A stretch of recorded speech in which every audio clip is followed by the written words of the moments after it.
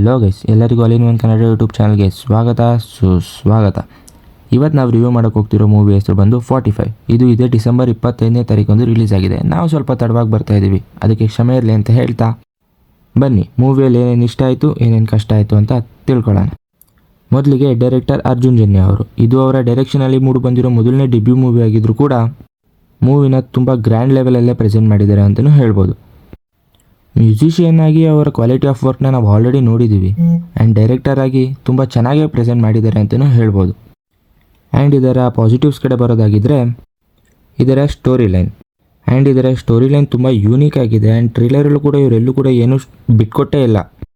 And performance ಅಂತ ಬಂದರೆ Upendra sir ಆಗಿರಲಿ, ರಾಜ್ಬಿ ಶೆಟ್ಟಿ ಅವರಾಗಿರಲಿ, ಶಿವರಾಜ್ ಕುಮಾರ್ ಸರ್ ಆಗಿರಲಿ ತುಂಬ ಟಾಪ್ ನಾಚಲ್ಲಿ ಪರ್ಫಾರ್ಮೆನ್ಸ್ ಮಾಡಿದ್ದಾರೆ ಅಂತಲೂ ಹೇಳ್ಬೋದು. First of full Raj B Shetty ಅವ್ರದ್ದು ಉಪೇಂದ್ರ ಅವ್ರ ಫೇಸ್ ಆಫಲ್ಲಿ ಅವ್ರ ಮಧ್ಯೆ ಆಗೋ ಕಾನ್ವರ್ಸೇಷನ್ಸ್, ಕಾಮಿಡೀಸ್ ಅದರಿಂದನೇ ತುಂಬೋಗಿರುತ್ತೆ ಅಂತಲೂ ಹೇಳ್ಬೋದು.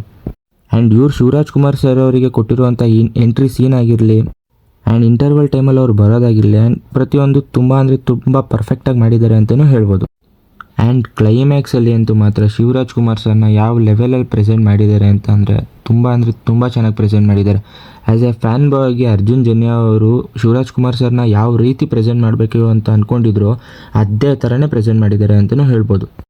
ಆ್ಯಂಡ್ ಲಾಸ್ಟ್ 20 to 25 ಮಿನಿಟ್ಸ್ ಅಂತೂ ಫಿಲಮ್ನ ಒಂದು ಬೇರೆ ಲೆವೆಲಿಗೆ ತೊಗೊಂಡೋಗ್ತಾರೆ ಅಂತಲೂ ಹೇಳ್ಬೋದು. ಆ್ಯಂಡ್ ಪರ್ಸ್ನಲಿ ನನಗೆ ತುಂಬ ಇಷ್ಟನೂ ಆಯಿತು, ಆ್ಯಂಡ್ ಅದೇ ಥರ ಕಷ್ಟನೂ ಆಯಿತು. ಯಾಕೆ ಅಂತಂದರೆ ಇದ್ರ ನೆಗೆಟಿವ್ಸ್ ಕಡೆ ಬರೋದಾಗಿದ್ದರೆ ಮೊದಲಿಗೆ ಇದರ VFX.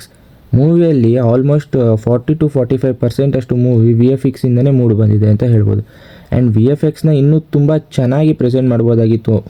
ಯಾಕಂತ ಅಂದರೆ ಕ್ಲೈಮ್ಯಾಕ್ಸಲ್ಲಿ ಎಸ್ಪೆಷಲಿ ಆ ಕ್ಲೈಮ್ಯಾಕ್ಸ್ ಫೈಟ್ ಸೀನ್ಸಲ್ಲಿ ಬರುವಂಥ VFX ಇದೆಯಲ್ಲ, ಅದು ನನಗೆ ಅಷ್ಟು ಸ್ಯಾಟಿಸ್ಫೈಯಿಂಗ್ ಆಗಿರಲಿಲ್ಲ. ಆ್ಯಂಡ್ ಅಲ್ಲಿ ಇನ್ನೂ ಸ್ವಲ್ಪ ಬೆಟರ್ ಆಗ್ಬೋದಾಗಿತ್ತು ಅಂತ ಅನ್ನಿಸ್ತು. ಆ್ಯಂಡ್ ಫೈನಲಿ ಮೂವಿ ನನಗೆ ಇಷ್ಟ ಆಯಿತು. ಆ್ಯಂಡ್ ಈ ಮೂವಿಗೆ ನಾನು 3.5 ಔಟ್ ಆಫ್ 5 ಸ್ಟಾರ್ಸ್ ಕೊಡ್ತೀನಿ ಅಂತ ಹೇಳ್ತೀನಿ. ಆ್ಯಂಡ್ ಮೂವಿನ ಫ್ಯಾಮಿಲಿ ಜೊತೆನೂ ನೋಡ್ಬೋದು. ಸೊ ಹಾಗಾಗಿ ಹತ್ತಿರವಾದ ಚಿತ್ರಮಂದಿರಗಳಲ್ಲಿ ಹೋಗಿ ಮೂವಿನ ನೋಡಿ ಕನ್ನಡ ಸಿನಿಮಾನ ಸಪೋರ್ಟ್ ಮಾಡಿ ಅಂತ ಹೇಳ್ತಾ ಈ ವಿಡಿಯೋನ ಮುಗಿಸ್ತಾ ಇದ್ದೀನಿ. ವಿಡಿಯೋ ಇಷ್ಟ ಆಗಿದ್ರೆ ಲೈಕ್ ಮಾಡಿ, ಶೇರ್ ಮಾಡಿ, ಕಮೆಂಟ್ ಮಾಡಿ ಹಾಗೂ ಸಬ್ಸ್ಕ್ರೈಬ್ ಮಾಡಿ. ಹೀಗೆ ಸಪೋರ್ಟ್ ಮಾಡಿ. ಬಾಯ್.